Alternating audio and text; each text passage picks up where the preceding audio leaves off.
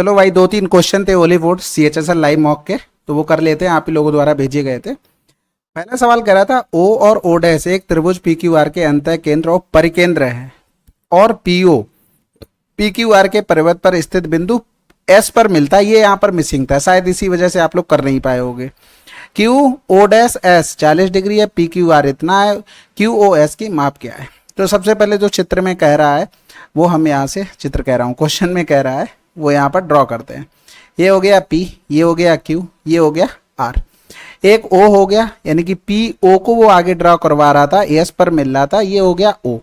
एक हो गया O डैश, यानी कि इसको यहाँ से मिला दिया, ये यहाँ से यहाँ हो गया, क्योंकि हमें ये एंगल दिया गया था। कितना कितना दिया गया था? देखो PQR 50, यानी कि ये वाला हमें 50 दे दिया था, और PQR 50, QO डैश S यानी कि ये वाला हमको दे दिया था 40 डिग्री, और QOS का मान निकालना था, यानी कि इधर हम ड्रॉ कर दें तो ये वाला एंगल हमें निकालना है। तो देखो, अगर हम एक चित्र यहाँ पर इस तरीके से बना ले, और ये यहाँ से ड्रॉ किया, ये इस तरीके से हो गया, और ये इस तरीके से यहाँ हो गया। अगर ये वाला सेंटर है किसका? ट्रायंगल का, पूरे सर्किल का सेंटर है। हमारा चित्र सही नहीं बना, लेकिन यहाँ से देखो ये परिवृत्त था, यानी कि सरकम सेंटर। तो यहाँ पर ये 40 बन रहा, तो ये कितना बनेगा? 20 बनेगा। ये तो बात समझ गए।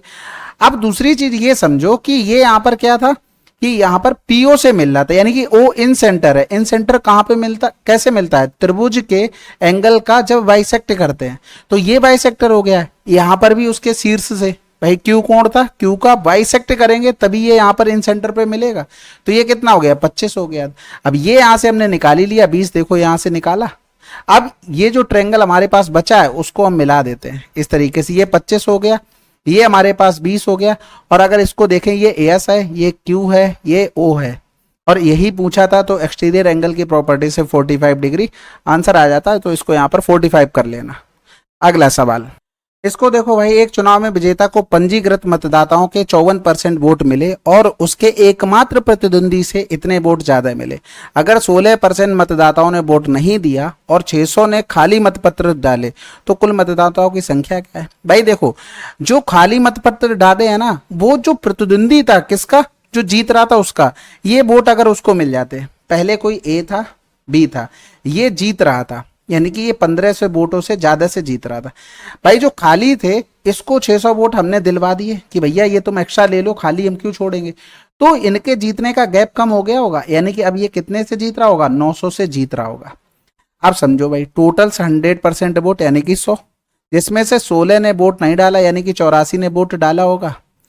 अब जितने मत थे उसका 54% जीतने वाले को मिला, यानी कि 54 मिले इसको, यानी कि 54 जीतने वाले को मिले, तो हारने वाले को 8 से 5 गया तो 3 हो गया, इतना मिला होगा। यानी कि हमारे पास जो डिफरेंस आया 4, 5 से 3 गया तो कितना हो गया? 2, 24। और क्वेश्चन में कितना हुआ? हारा जीती 900 हो गया। हमें चाहिए क्या? टोटल वोट चाहिए, यानी कि यहाँ पर 3 त्रिका 9, 1 2 3 4, 3 अट्ठे 24, तो इधर 8 तिया 24, 6 बच गया, 8 सत्ते 56, 8 पन्ना 40, डायरेक्ट आ गया। भाई जो वोट खराब होते हैं ना, 600 हो रहे, खाली छोड़ दिया, उसको हमने क्या किया, जो हार रहा था उसको दे दिया। तो जो A 1500 से जीत रहा था, अब 600 B को एक्स्ट्रा मिल गए, तो वो गैप कम हो जाता है, वो 900 बचता है। बाकी ये तो बना ही लोगे, आसान है।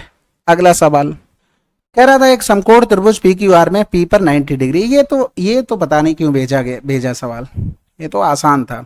यहाँ पर देखो P पर 90 डिग्री था, ये Q हो गया, ये R हो गया। S और T PQ पर है, PQ पर S है, और PR पे हमारे पास क्या है? T है, ठीक है। और ST पैरेलल बोल दिया था इसके, यानी कि ये छोटे और बड़े ट्रायंगल, तो हमारे क्या हो गए? सिमिलर। कौन कौन से ट्रायंगल? PST सिमिलर ट्रायंगल हो गया PQR, क्योंकि एक तो एंगल कॉमन हो गया। अब सिमिलरिटी से ये वाले एंगल ये इसके बराबर हो जाएगा और ये इसके बराबर हो जाएगा, क्योंकि पैरेलल लाइनें बोल दी थी।